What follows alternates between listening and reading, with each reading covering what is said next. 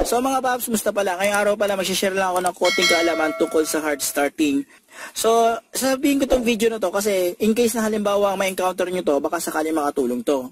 Ngayon mga paps, halimbawa, okay naman yung mga sensor, battery, starter, ano ba, yung body ground, all goods lahat. Ngayon, ang troubleshooting nyo na nasa fuel lines. So, unang nyo i-check dyan mga paps, yung fuel pump relay or integration relay. Sa ibang sasakyan, fuel pump relay siya. Sa ibang sasakyan naman, integration relay. So, check nyo lang yun. Kapag okay yun, susunod nyo i-check yung, yung pinaka-fuel injectors. Pwede nyo tanggalin, i-check nyo kung gumagana pa yung pinaka-yung injector nya, linisin nyo na rin. So, ito mga paps, yung yung sa, naman, sa fuel pump naman. Ngayon, kung mag-check kayo ng fuel pump, pwede kayong gumamit nito. Yan. Pwede kayong gumamit yan para makita nyo yung actual na, na fuel pressure. Pwede nyo rin, pag baklas nyo, i-testing nyo kung malakas ang buga. Ngayon sa fuel pump, mag-check nyo rin yan kung gumagana, kung nagpa-fuel primer yan. Sa ibang sasakyan kasi, hindi mo maririnig yung pagka nagpa-prime siya ng fuel eh. Yung maririnig, gumaganon. Pero sa ibang sasakyan, kapag ginanon mo siya, lalabas yung yung maririnig yung parang matining na tunog. Yun, gumagana na yung fuel pump nun. Check nyo ngayon mga paps yung pinaka-fuel filter.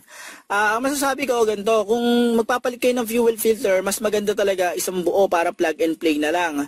Kasi kapag hindi kayo sa ibang fuel filter kasi, pag nagpalit kayo ng nito, magkoconnect pa kayo ng hose. Yan, check nyo rin to.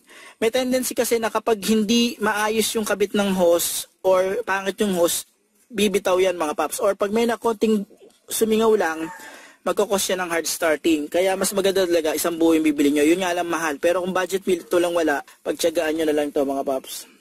So ito mga paps, ito yung susunod. Yan, o-ring at saka rubber grommet. Okay, sa ibang sasakyan, merong rubber grommet. Sa ibang sasakyan, o-ring lang. Ito, check nyo. Kapag sira na yan, nagkakos siya ng hard starting.